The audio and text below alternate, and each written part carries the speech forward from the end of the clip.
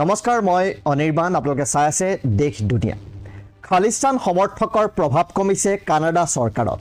Mark Carney চৰকাৰত নাই খালিস্তানী বিদ্ৰোহীৰ প্ৰভাৱ, আৰু ইয়াৰ লগে লগে ভাৰত আৰু কানাডাৰ মাজৰ সম্পৰ্কৰ তিক্ততা এতিয়া অৱসানৰ দিশে আগবাঢ়িছে। দুয়োখন দেশেই বিচাৰে বুজাবুজি আৰু সহযোগিতা।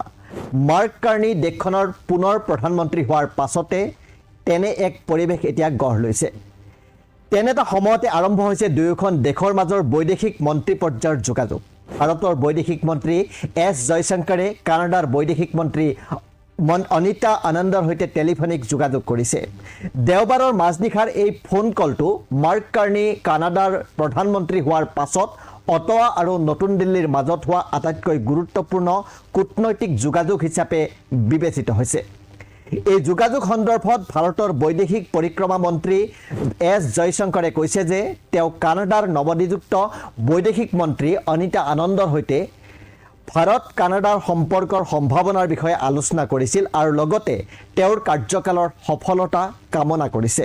ইপিনে কানাডাৰ বিদেশ মন্ত্ৰী অনিতা আনন্দে ছ'চিয়েল মিডিয়া প্লেটফৰ্মত কৈছে যে তেওঁ কানাডা ভাৰতৰ সম্পৰ্ক শক্তিশালী কৰিবলৈ, অৰ্থনৈতিক সহযোগিতা সুদৃঢ় কৰিবলৈ আৰু দুয়োখন দেশৰ অগ্ৰাধিকাৰসমূহ বুজাপৰাৰে আগবঢ়াই নিবলৈ আগ্ৰহী।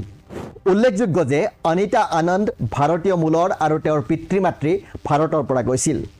এইখিনিতে এটা কথা উল্লেখ কৰিব বিচাৰিছোঁ, 2023 চনৰ জুন মাহত ব্ৰিটিছ কলম্বিয়াৰ ছাৰেৰ এটা গুৰুদ্বাৰৰ বাহিৰত এজন খালিস্তানী নেতা হৰদীপ সিং নিজ্জাৰক হত্যা কৰা হৈছিল। হৰদীপ সিং নিজ্জাৰ এজন কানাডাৰ নাগৰিক, আৰু এই ঘটনাৰ পাছতেই তেতিয়াৰ কানাডাৰ ট্ৰুডো চৰকাৰে এই হত্যাকাণ্ডত ভাৰতীয় এজেণ্ট জড়িত থকাৰ অভিযোগ উত্থাপন কৰিছিল। ইয়াৰ পাছতেই ভাৰত আৰু কানাডাৰ সম্পৰ্কত অৱনতি ঘটিছিল। ভাৰতৰ বাহিৰত শিখ সম্প্ৰদায়ৰ সৰ্ববৃহৎ বাসস্থান হৈছে কানাডা। তাত খালিস্তান সমৰ্থকো যথেষ্ট আছে। ভাৰতীয় ভূখণ্ডৰ পৰা পৃথক হৈ শিখসকলৰ বাবে এখন স্বাধীন ৰাষ্ট্ৰৰ দাবীত চলাই অহা একাংশ শিখ সম্প্ৰদায়ৰ লোকৰ এক বিচ্ছিন্নতাবাদী আন্দোলন হৈছে এই খালিস্তানৰ দাবীৰে হোৱা আন্দোলন।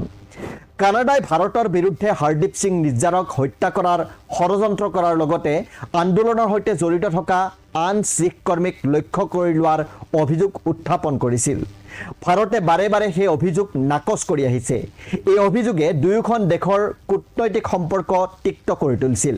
ইয়াৰ ফলশ্ৰুতিত বিগত বৰ্ষত দুয়োখন দেশে উভয় দেশৰ কেইবাজনো শীৰ্ষ কূটনীতিকক বহিষ্কাৰ কৰিছিল। 1947 চনত ভাৰতে স্বাধীনতা লাভৰ পাছৰে পৰাই খালিস্তানৰ বিদ্ৰোহ আৰম্ভ হৈছিল, আৰু প্ৰধানমন্ত্ৰী ইন্দিৰা গান্ধীৰ হত্যা, যাত্ৰীবাহী জেট বিমানত বোমা বিস্ফোৰণৰ দৰে ঘটনাত এই বিদ্ৰোহক দোষাৰোপ কৰা হয়। এই বিষয়টো ভাৰত আৰু শিখ সম্প্ৰদায়ৰ বৃহৎ সংখ্যক লোক থকা বহুকেইখন পশ্চিমীয়া দেশৰ মাজত এক তিক্ত বিষয় হিচাপে পৰিগণিত হৈছিল। ভাৰতে বিশ্বৰ বিভিন্ন দেশক খালিস্তান আন্দোলনৰ বিৰুদ্ধে কঠোৰ ব্যৱস্থা গ্ৰহণৰ দাবী জনাই আহিছে।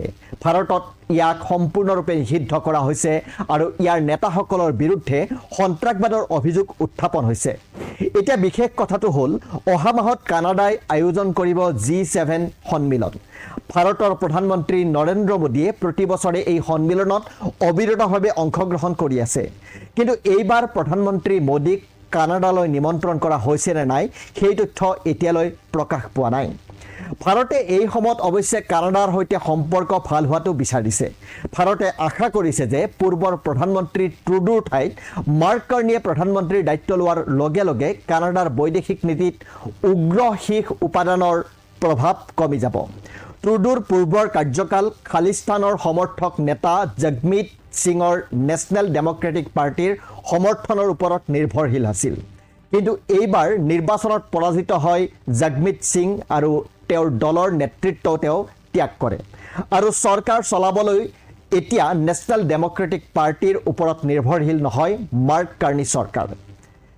এতিয়া প্ৰশ্ন হয়, কানাডা আৰু ভাৰতৰ মাজৰ সুসম্পৰ্ক কিয় প্ৰয়োজনীয়?